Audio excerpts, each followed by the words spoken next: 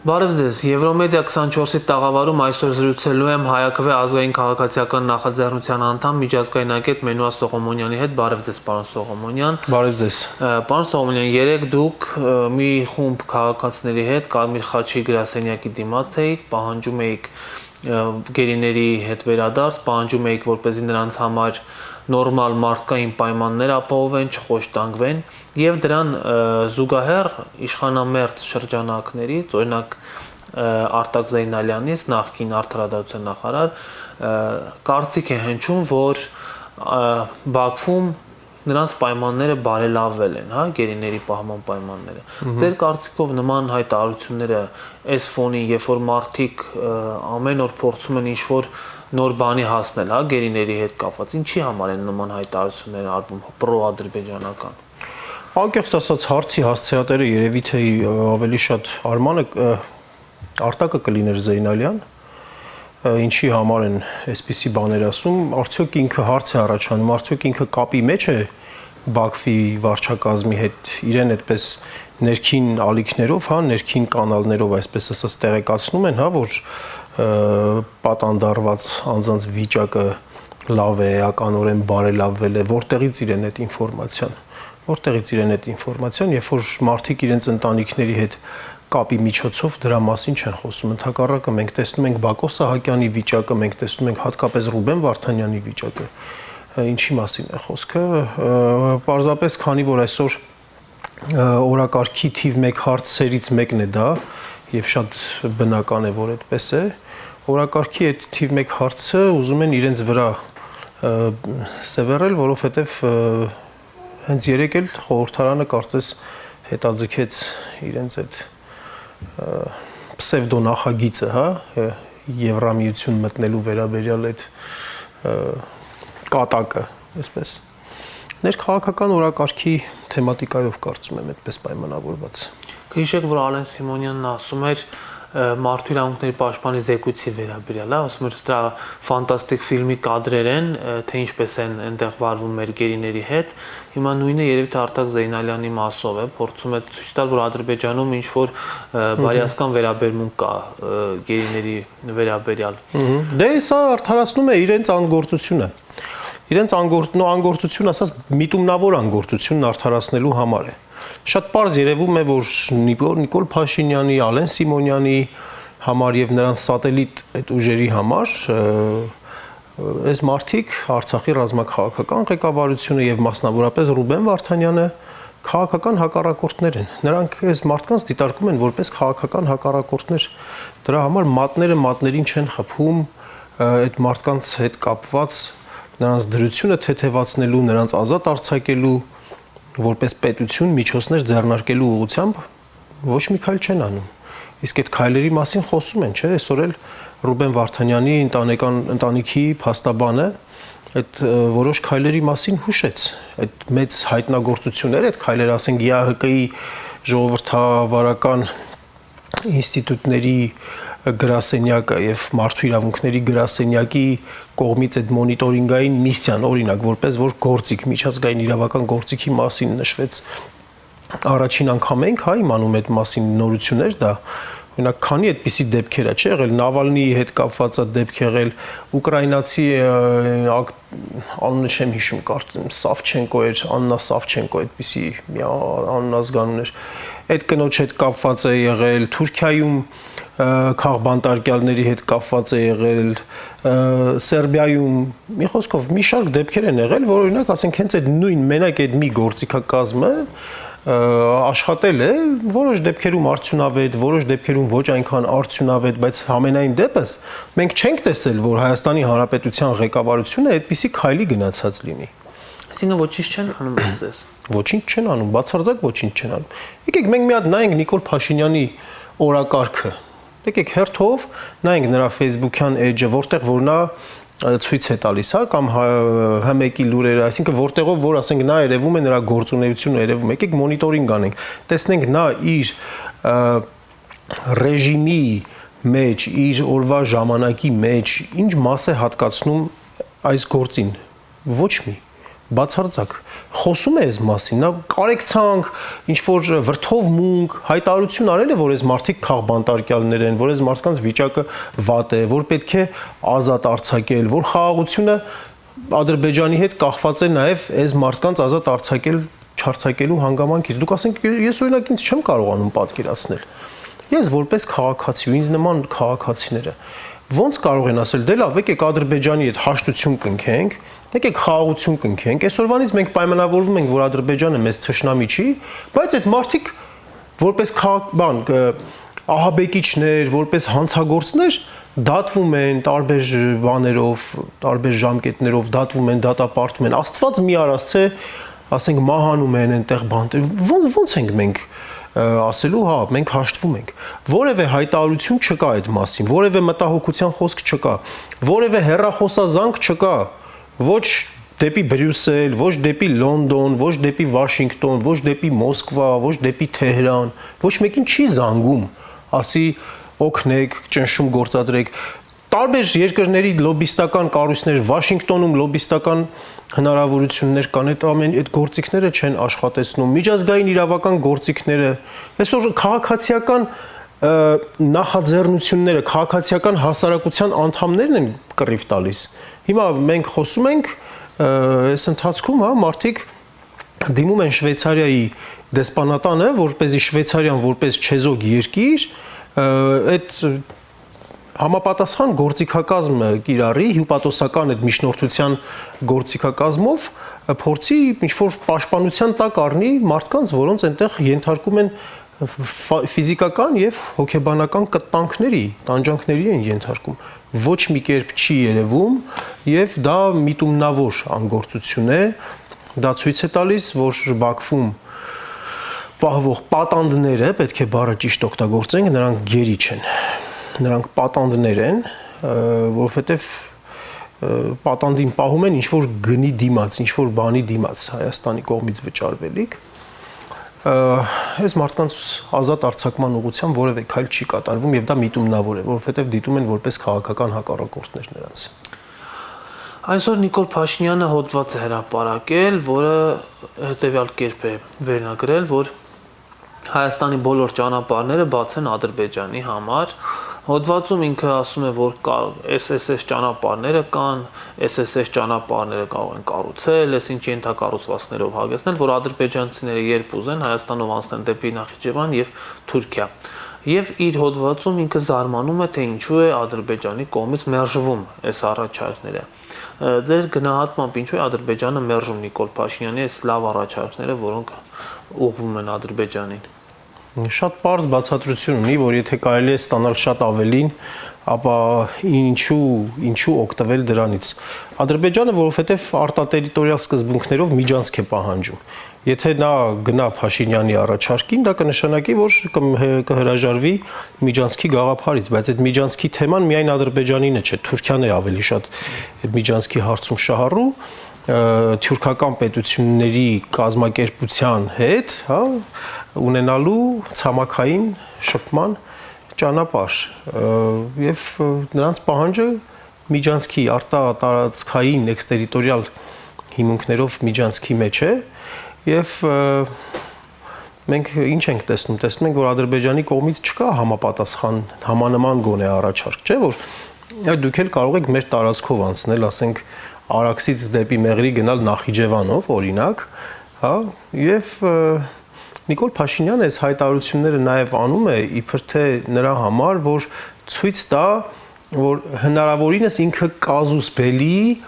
ռազմական գործողությունների պատրվակից խուսափում է, հնարավորինս խուսափում է, նաև դա ներքին սպառման համար է, ներքին օրակարգի համար է, որ ամեն ինչ անում են, որպեսզի պատերազմ չլինի, որպեսզի խաղաղություն լինի, բայց հասկանալի է, որ առիթ փնտրողին փնտրողը միշտ էլ առիթ գտնում է եւ մասնավորապես այն խայտառակ դատավարությունը, որ տեղի է ունենում Բաքվում, հենց Հայաստանի հանդեպ ադրբեջանական ագրեսիա նախապատրաստելու համար է նաեւ, որովհետեւ լսում ենք այնտեղ ցուցմունքներ, մասնավորապես մենք ցուցմունք ենք չէ լսել այն մասին, որ օրինակ ասենք Պաշտպանության բանակի հրամանատարին նշանակողը նախագահը չի եղել, գլխավոր շտաբից է նշանակում եղել Հայաստանի Հանրապետության, հա, այսպիսի արտահայտությունները հավաքվում է Ադրբեջանի կողմից որպես ռազմական որպես Ադրբեջանի իբրև թե, հա, հանդեպ Հայաստանի Հանրապետության կողմից տարածքային ամբողջականության ուղղված, հա, հանցագործություն, ռազմական հանցագործություն, որ դրա համար նախապատրաստվի ագրեսիվ գործողություններ։ Իսկ այդ ամեն ինչի հիմքում ընկած է այն, որ Հայաստանի կողմից Արցախը ճանաչվել է Հայաստանի անունից, իդեմս Նիկոլ Փաշինյանի, Արցախը ճանաչվել է Ադրբեջանի մաս եւ այսպիսով Արցախը Ադրբեջանի մաս ճանաչելով, որ ժողովրդին համոզում էր, թե իբրև թե պետք է լուծի Հայաստանի անվտանգության խնդիրը, Հայաստանի տարածքային ամբողջականության խնդիրը Հայաստանի Հանրապետության։ Ընդհակառակը Արցախը Ադրբեջանի կազմ ճանաչելու այդ իր քայլով նոր մեծ ճանապարհներ է բացել Հայաստանի հանդեպ Ադրբեջանի կողմից ագրեսիա իրականացնելու համար։ Հիմա պարոն Սողոմոնյան,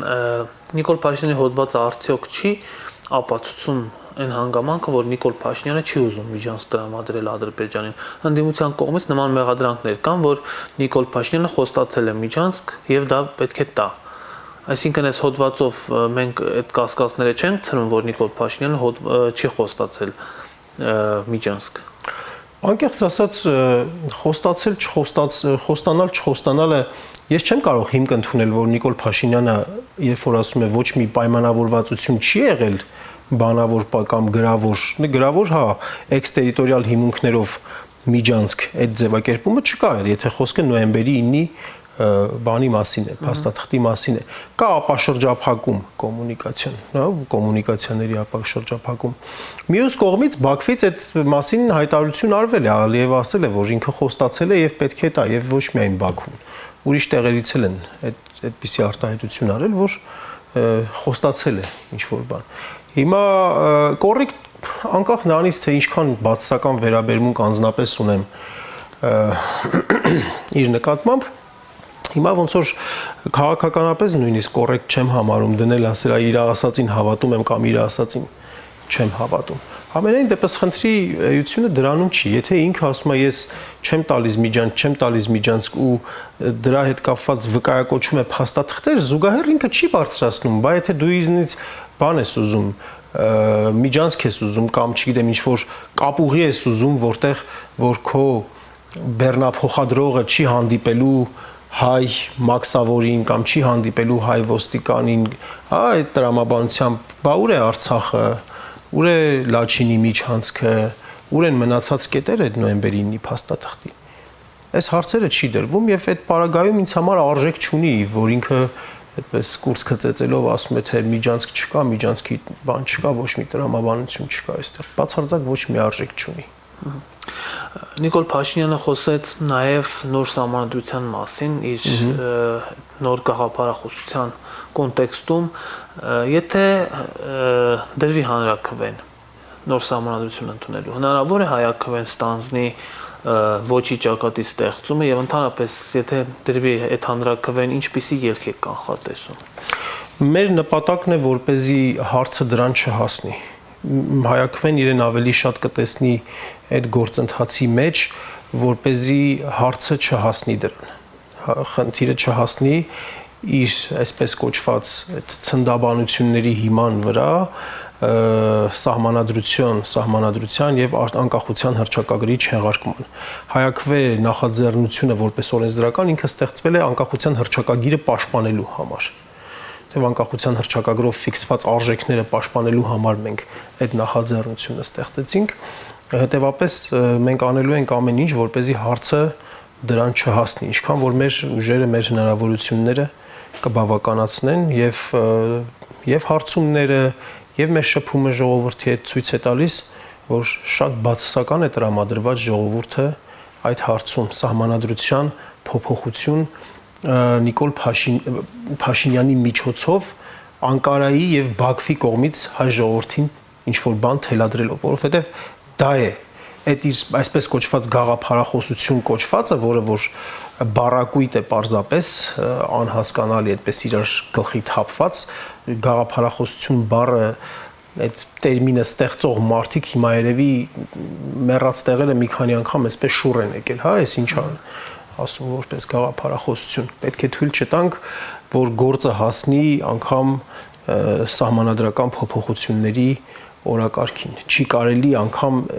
դա անել։ Հա, այդ սահմանադրական փոփոխությունների օրակարգ անելու համար համապատասխան ընթացակարգեր են անհրաժեշտ, պետք է թույլ չտանք, որ այդ ընթացակարգերը կիրառվեն ազգային ժողովի միջոցով եւ այլն։ Եվ նրա այդ անկախության հռչակագրի դեմ ուղղված այդ ակնհայտ հանցագործ քայլերը պետք է բացառվեն, որովհետեւ անկախության հռչակագիրը մենք պետք է հիշենք, որ ընդունվել է մինչ այժմ գոյություն ունեցած Հայաստանի ամենաժողովրդավարական հիմունքներով ձևավորված պարլամենտի կողմից 1990 թվականի մայիսի 20-ին ձևավորված ՀԽՍՀ 12-րդ գումարման Գերագույն խորհրդի կողմից, որտեղ որ եղել է բացառիկ կոնսենսուս այդ դրույթների ձևավորման համար, այսինքն այդ անկախության մեր հռչակագիրը հայ ժողովրդի հավաքական կամքը արտահայտող լեգիտիմ փաստաթուղթ է եւ շատ երկար ժամանակների համար հայ ժողովրդին եւ Հայաստանի Հանրապետությանը գործունեության ուղենիշ տվող փաստաթուղթ է։ Չի կարելի այդ փաստաթուղթը վերցնել, գցել աղբամանը եւ դնել որտեղ հաց այնտեղ կաց հարստացրու այդպիսի անհեթեթություններ, որոնց տակ նաեւ ականներ կան դրված։ Մենք պետք է այդ օրակարգին հակազդենք եւ ընդհակառակը առաջ տանենք մեր օրակարգը, որի հիմքում հենց անկախության հռչակագրի պաշտպանությունն է եւ հայ ժողովրդի հավաքական իղձերն ու նպատակներն են։ Բայց պարոն Սողոմոնյան, ադրբեջանցիներն ասում են, ձեր անկախության հռչակագիրը, ձեր սահմանադրությունը, որը հողում է կատարում անկախության հռչակագրին, իր մեջ պարունակում է տարածքային պահանջներ Ադրբեջանի Հանրապետության նկատմամբ։ Ես ինչպես ձեզ հետ կամ խաղաղության, երբ որ ձեր ամենագլխավոր փաստաթուղթը նման պահանջներ ունի։ Այս դեպքում Նիկոլ Փաշինյանը ինչ անի։ Մենք ինչ անենք իրենց հետ, որ իրենց 91 թվականի հոկտեմբերի 18-ի ինքնիշխանության վերականգնման ակտը երբ որ կարդանք, որը հղում է անում 1918-20 թվականների ադրբեջանական հանրապետությանը, որպես իրավահաջորդ, իսկ այդ իրենց հղում արած ադրբեջանական հանրապետության տարածքներում ներառված էին տարածքներ իրենց քարտեզների մեջ, իրենց տարածքային հավակնությունները տարածվում են ոչ միայն այսօրվա Հայաստանի Հանրապետության վրա, այլ նաև Իրանի վրա են տարածվում, Վրաստանի վրա են տարածվում։ Այդ ոնց եղավ, որ ամբողջ աշխարհը ձեզ ընդունեց ձեր 91 թվականի հոկտեմբերի 18-ի ինքնիշխանության վերականգնման ակտի վրա հիմնված ձեր պետությունն ընդունեց ու հանկարծ Հայաստանի Հանրապետությանը պետք է չընդունի, դա պարզապես պատրվակներ են, քաղաքականության մեջ աշխատում է առաջին հերթին ուժը, ով ուժեղ է, նա էլ վկայակոչում է համապատասխան իրավական ակտեր կամ քննադատում է համապատասխան իրավական ակտերը։ Մեր խնդիրը հենց դրա մեջ է, որ ոչ թե մենք պետք է իրենց ասածները, այդպես ականջներս կախ լսենք, Բաքվի հոխորտանքները,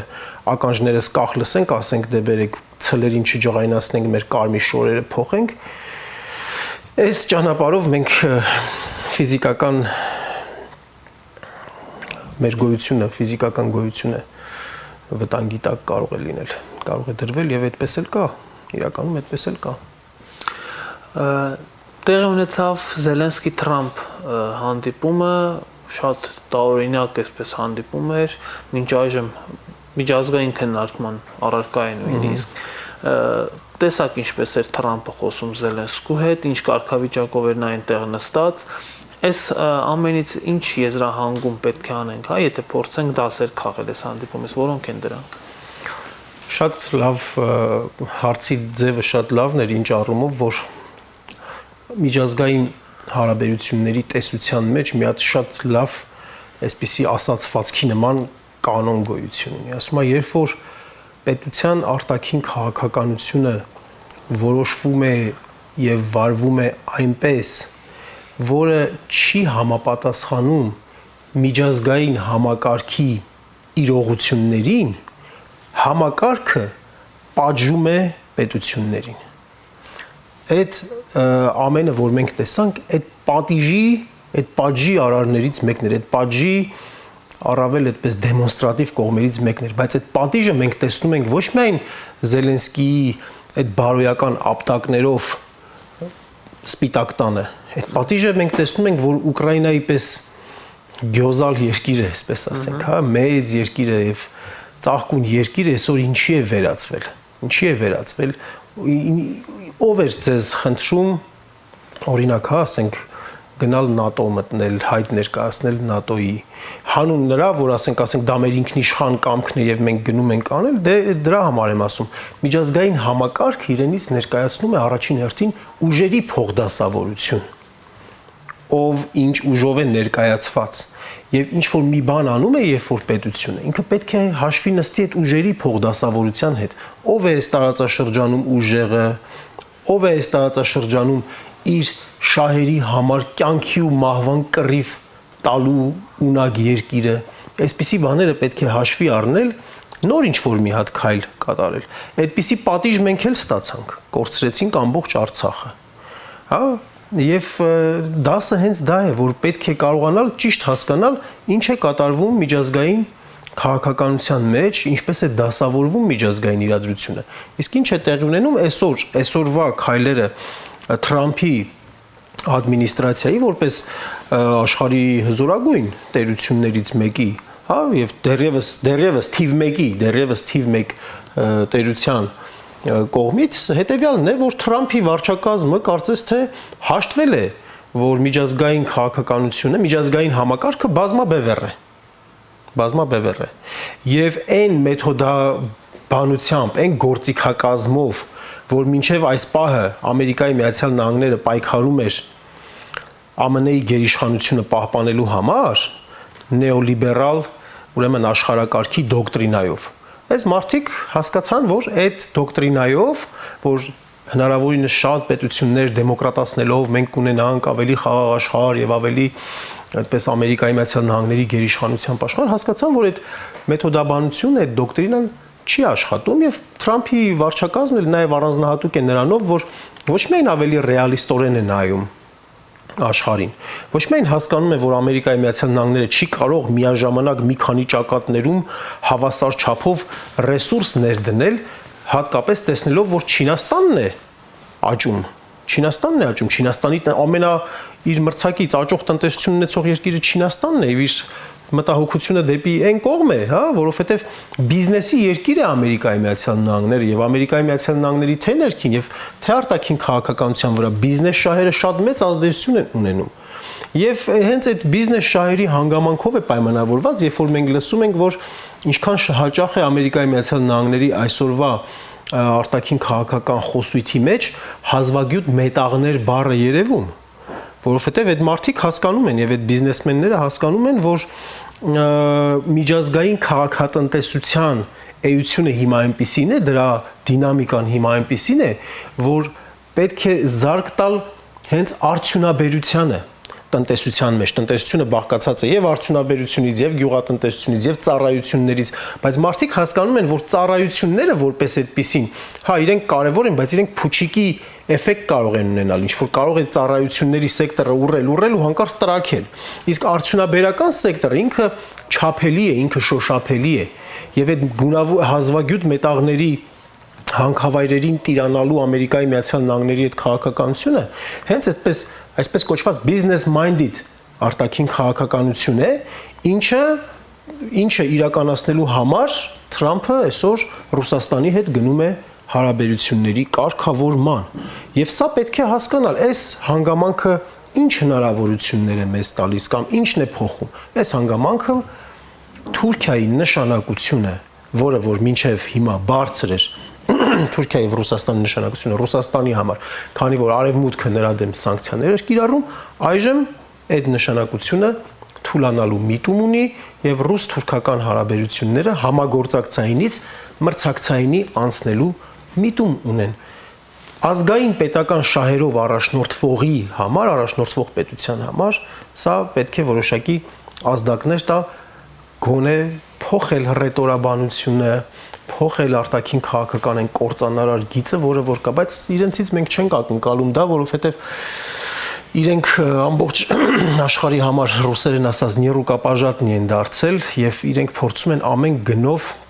իրենց իշխանությունը պահել եւ տեղավորվել Թուրքիայի փեշի տակ։ Կներեք, որ մի քիչ շատ երկար անդրադարձա։ Չէ, լավ։ Շնորհակալ եմ շատ զրույցի համար։ Ես էլ եմ շնորհակալ։ Հարգելի հեռուստադիտողներ, զրուցում էի Հայակ ՀՎ ազգային քաղաքացիական նախաձեռնության անդամ Մենուա Սողոմոնյանի հետ, կհանդիպենք։